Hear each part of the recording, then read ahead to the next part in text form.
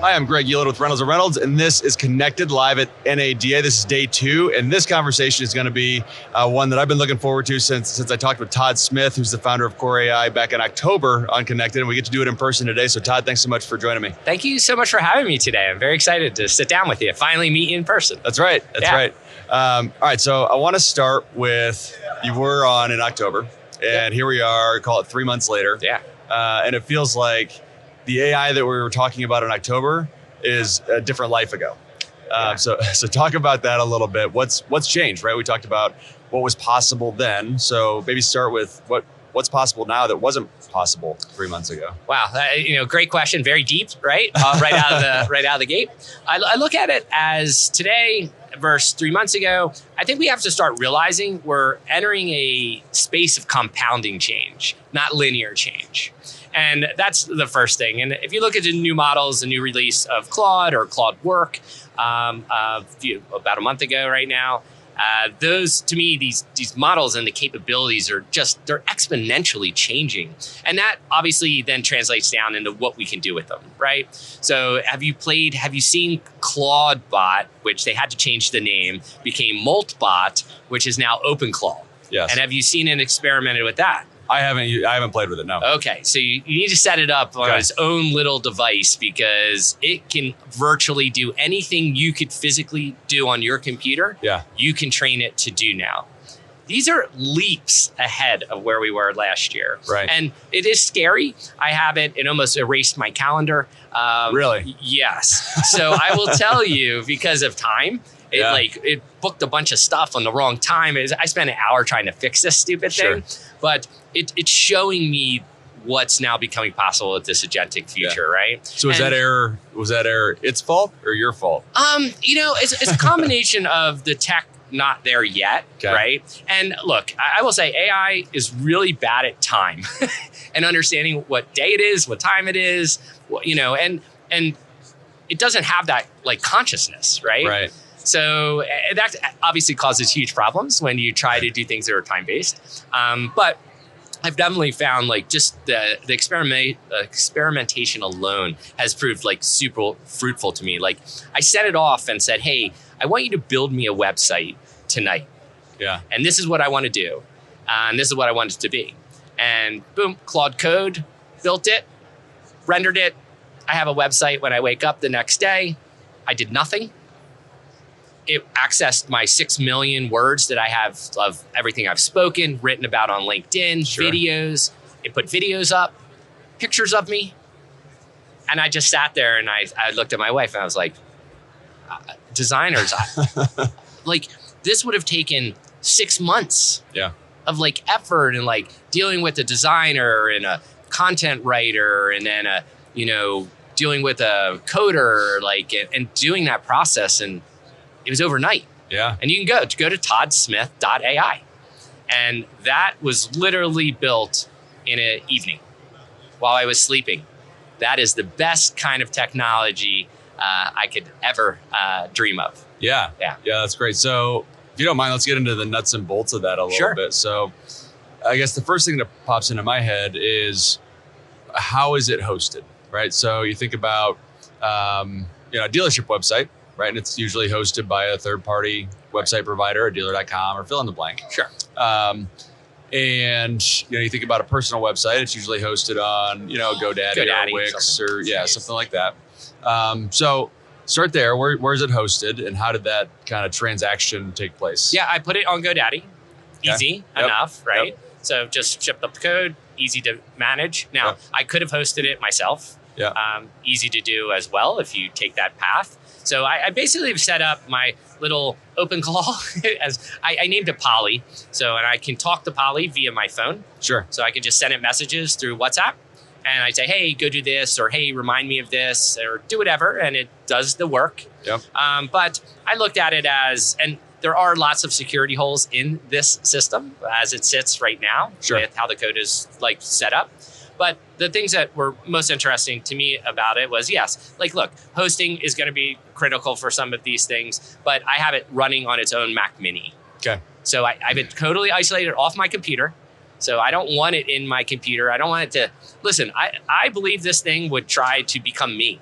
Like it'd probably try to access my bank, because if you just send it on a task and that's available on your computer. Sure. Yeah, if you got a Chrome browser, it's got your login information and yeah. Right. And this is, I was like, oh my gosh, it did a few things for me. One, it amazed me. Two, it frightened me from a security standpoint of like, what do I have to protect when I think about building an agentic agent or a flow, and what is going to be the governance around that? What is going to be what I consider that control framework? Yeah. And I just don't think we're ready for that yet, as not only like individually, but even as an industry. We're not even close to having that mindset yet, that we are unleashing something that has incredible capability. Yeah. No, it's really interesting. So then thinking about engineering that kind of prompt, basically, how much went into that? Like how much detail did you give? How much thought went into it? What was the time investment there? About an hour. Okay.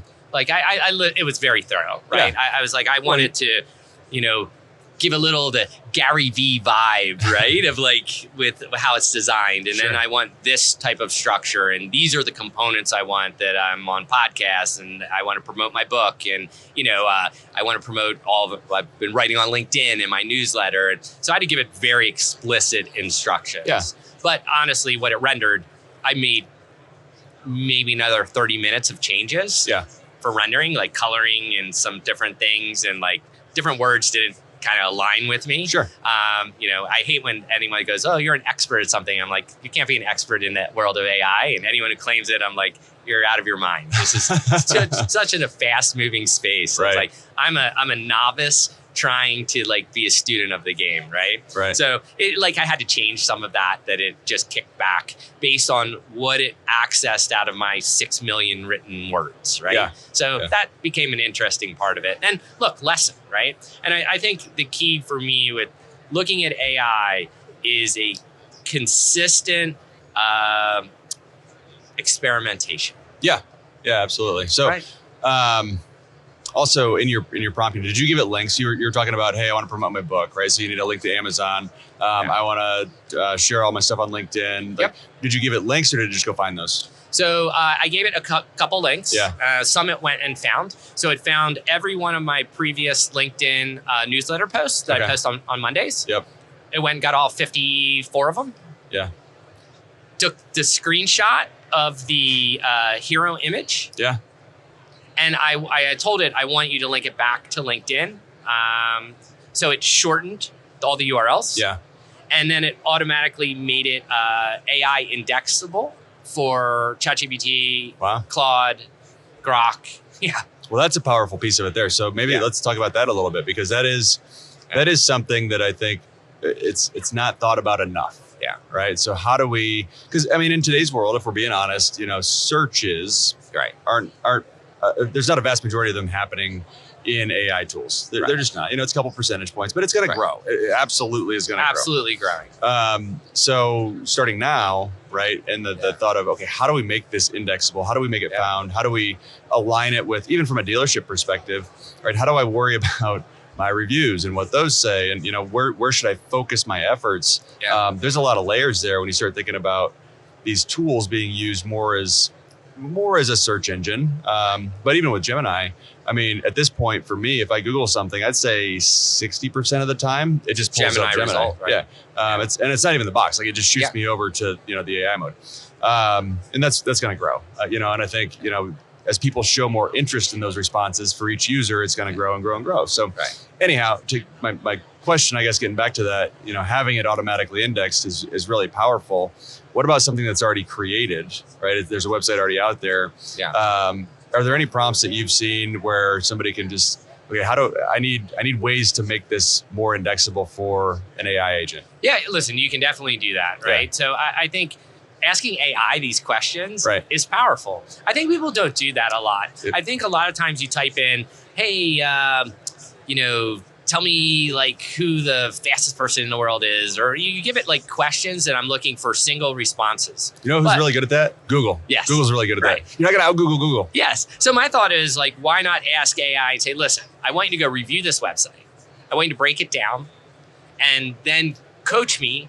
How will this website be more indexable with the emerging market of AEO or GEO or just, agentic search. Yeah. And look, one of the things you mentioned are reviews. Dealers only worried about the most recent reviews in the past because nobody's going to scroll 2 or 3 pages back, right? But now, unfortunately, or fortunately for some dealers, AI has summarized all of the reviews. Right. So now it's smart enough that I could say, well, definitely go service with them. But if you're just bringing it in for an oil change, it usually runs not 30 minutes, it's an hour based on hundreds of people's feedback. Yeah. That's a different world for us, right? Where before you would have to go to Google, click through reviews, make your own analysis. The analysis is being brought to us. And that's a complete different flip for, I view, and that's why I think it's addictive for people to be able to leverage this technology because look, it's a time saver. It is, yeah. Right? And even like being able to potentially buy a car. I played with this where I'm like, I want a new F-150 XLT. This is the specs. This is what I want. Yeah. Go up to 150 miles. Find me one. Yeah. And then I know that is step 1. Step 2 is now go negotiate. And it's coming. Yeah. And to me, that gets crazy exciting. Only because from a consumer standpoint, because then I'm like thinking your brain goes, well, is someone going to have to build a bot on the other end to argue with that bot over pricing? It's like spy versus spy. Yeah. Like what's going to really happen? Because you really think about it in where we're at today. And I'm like, oh my gosh, like dealers are not prepared for that. Right. They're used to just getting an email lead into a CRM. Now imagine the bots like, hey, or calling you up and saying, hey, Greg, I see you have this F-150 stock number or whatever the last of the VIN. I just want your best out the door price. I'm paying cash. I have a 820 score. I have no trade in. I need it now. Right. Email me at this address or whatever that process is, or send me the paperwork if the deal's right. How is that going to change our industry? Yeah. I mean, that's really, and how do you then, that's really interesting because then how do you train your salespeople to negotiate with an AI agent, right? Because you're still going to want to hold gross. So it's like, it's a whole different world of training and understanding how they work. And that's pretty fascinating. Yeah. So that opens like a whole can of worms of how fast is our industry going to go through these transitions? Right. And to me, I don't know. But what I do know is we've entered a world where we have exponential technological change. Yeah. So we went from a linear change where every year we'd have a new version of the software of SaaS. Now it's like every week we have a massively upgraded version where it's not just slight, it's like 10x improvements. Well, and it's not new features or it's not a new UI or it's not fill in the blank. It's functionality that wasn't possible a week ago or a month ago or 2 months ago. Right. Just use cases that just couldn't even imagine. Right. And look, we are entering a time, definite collapse of the UI. The user interface to me is gone. We're going to talk. Yeah. And I'm going to get what I want. I'm not going to dig through manual reports anymore. But the AI is going to consolidate data through a multi-agent and orchestration layer. That's already here. Sure. Everyone's starting to lean into that. I mean, Satya at Microsoft also is like, UX layer is dead. Because what is any SaaS system? It's a UX layer and a CRUD database. So database stays, UX layer goes, and now I'm just going to ask questions and it's going to speed up performance. Yeah. And that to me is like, that's going to be a massive change because automotive, we live in Excel. We live in hybrid reports that are like consolidated through multi-vendors. Yeah. Right? Yeah. And fragmented data. And the humans are the interstitial, like we're the stitch that holds it all together. And it takes us 8 hours to stitch it. Right. So then you're like, well, what happens if I get that time back? Right. How does it change our business? Where do we go now? How fast can we accelerate by looking inwards to create more, to me, operational efficiency? Yeah. No, it's exciting stuff for sure. Well, Todd, I want to get into also, you just published a book. Yes. Right. So that was, just 2 weeks ago. Right? Yeah, absolutely. Like so the Intelligent Dealership, talk about that. You've been doing a great job. I really do think over the last 12 months, probably more, but certainly 12 months being present, being out there. You mentioned your LinkedIn newsletter. So going on a year and just really, really kind of helping the industry, sharing with the industry what you know, what you've seen, and helping to push everything forward. So I appreciate that. I respect that a lot. And having a book out there, I think, is another channel that makes it accessible for folks. So talk about the book and what's in there and what you're interested in right now. Yeah. So look, the book came from October 2024. The birth of what I saw October 22nd exactly, which was the release of Claude computer use. Okay. Right? Being where I could just send a computer out on a mission, go access this website, go search something, fill out that form, bring me back that outcome. Think about that. No API, no logins, just naturally being able to go access systems across the internet. Yeah. Blew my mind. That I sat down, I was like, I got to start writing the book. Literally right then and there. Wow. So that was the catalyst for this. And 14 months later, book is out. And I only really wrote the book to make sure it's on your shelf and in the Reynolds podcast studio. All right. Yeah. So I'll make sure you get your copy. It got held up in the Memphis ice storm. But all right. So the goal of the book and writing it for so long, I knew I couldn't write something that was fad driven or just today. I wanted to think deeply about the foundational things that we have to consider in our industry. Yeah. Foundation around data governance, compliance, how do we organize and store data? So I tried to build the book into what I consider a pure foundational model. I thought that was the most critical starting point, that it could last the next few years as a foundational book. And you can jump around the book. You don't have to read it cover to cover. You could say, I just want to focus, how do we think agentically about compliance or another area? And so that was the goal of it. And so far, I feel the feedback's been great. Good. I wish I had the books here, but totally understand. I'll make sure everybody gets their copy, including you. No, I love it. Shelf. And look, I'm very excited for it. And again, as you know, I really just want to help dealers see the whole picture. Yeah. Not through a vendor lens necessarily, just through the lens of like what's out there, how this technology is we're going to interact with it, how we're going to experience it, how it's going to touch us completely. Not just at work, but even at home. Right. Right. So book is generally printed, right? We're talking about how quickly things are changing. Yes. So what do you think your cadence will be for revisions on the book? Okay, so I already started, which is kind of interesting that you say that. So I did it in hardback and ebook because everybody has Kindles. Sure. And half the dealers called me and are like, Todd, I commute. I want it in Audible. Right. And I was like, well, you don't want my New Jersey voice. So I just hired the voice guy. Okay. And I said, the voice guy, I reviewed hundreds of voices. But like an Audible book is super critical. Like it is. I've listened to books and I'm like, this is good info, but the guy's voice is driving me crazy. Right. And other ones, I'm like, that book really sucked, but I was entertained. I stayed the whole ride, right? So I had to make sure I got the right voice. Yeah. And so that's getting done now. And I think that'll also be helpful. But yeah, I already started on what I call version 2.0. Yep. Because look, it is so ever changing. And though I feel like I wrote the foundational piece, I want to now start filling in far more color and real stories and a true agentic like success stories from not only our customers, but what I see in the universe, and bring this time also from outside of our industry insights in. I think, again, just trying to expand that vision of like, we can do this. Yeah. We can roll up our sleeves and we can make this, part of our everyday. Yeah. It's not magic, right? No, I mean, it's AI is not ever magic. I find it being sold it like it's magic. Plug it in. It solves all your problems. And I'm like, that's actually not correct at all.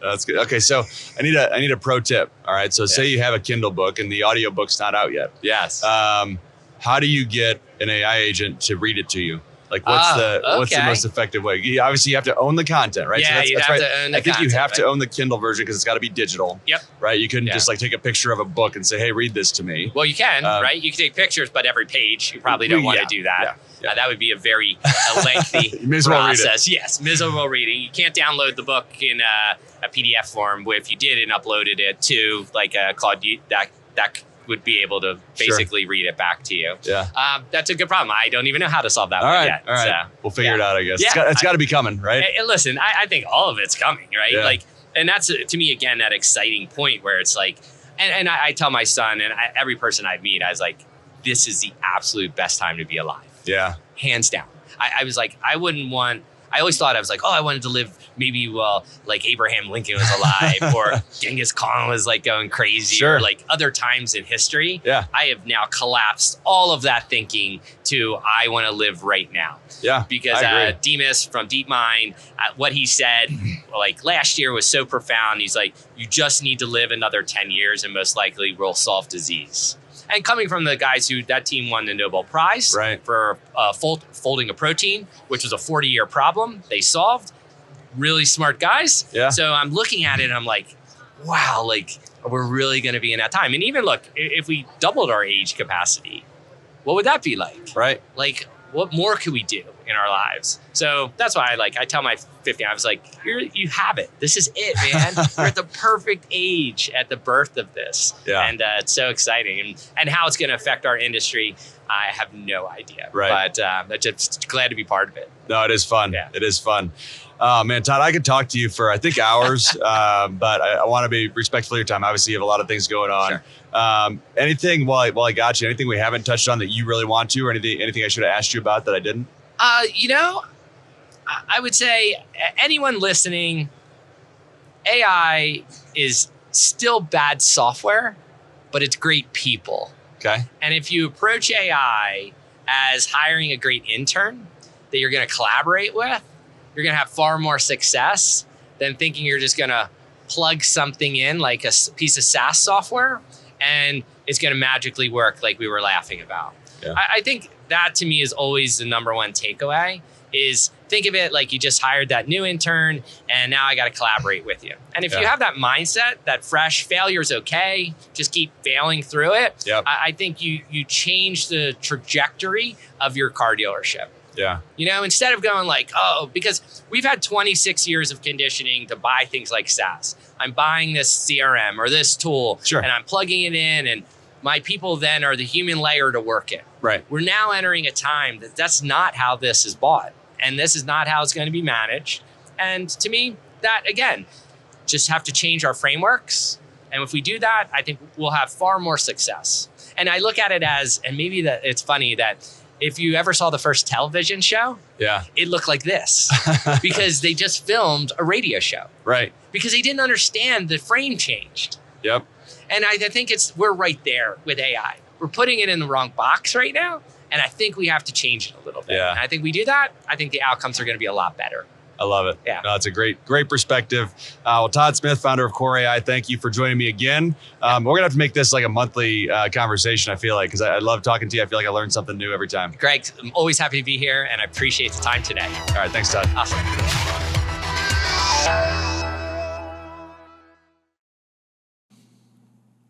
I love every chance I get to sit down with Todd Smith, really bright guy, lots of great thoughts on AI. Love how he's thinking about the unified data layer that's needed to have AI tools really be impactful for dealerships. Also looking forward to reading his new book, The Intelligent Dealership. You can find it on Amazon. Make sure to check it out as well. Before we hop off, don't forget you can watch or listen to all episodes of Connected on YouTube, Apple, and Spotify podcasts. And make sure to hit subscribe so you're notified every other week when new episodes are released. Thanks so much. We'll see you in 2 weeks.